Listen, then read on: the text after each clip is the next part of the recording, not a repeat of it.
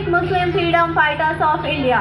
Dear friends, we all are aware that Britishers came to our beloved country and established their own government over India. The Britishers first landed on Indian territory in 1600, but their rule did not begin until 1858. The period of British rule lasts until 1947, when India gained independence from Britain. The period of British rule, they governed over India nearly 200 years. In this long period, Indians fought Britishers to free our country from them, and they were treated very harsh by these Britishers.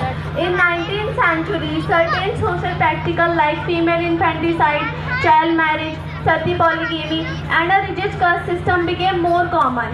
These practices were against human dignity and values.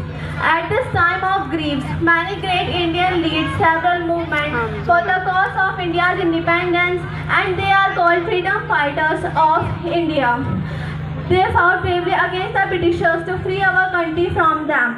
They are the real pillar of freedom movement. There are many freedom fighters who fought bravely for motherland like Mahatma Gandhi, Bhagat Singh, Maulana Abul Kalam Azad, Chandrasekhar Azad, Ashfaq Ullah Khan, and many more. Ashfaq Ullah was one of them. Today, I want to tell you about his brave and inspiring story. He was a great revolutionary leader who fought for our country's freedom. He was born on 1600 in a small village of UP.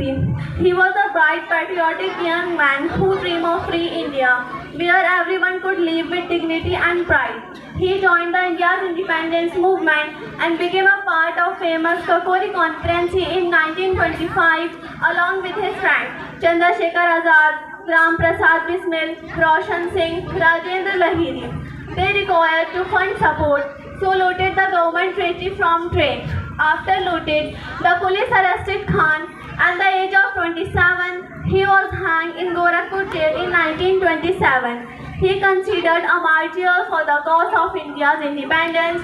So my dear friends, let's remember the brave heart of Ashfaq Ullah Khan, who fought selflessly for our freedom. Thanks.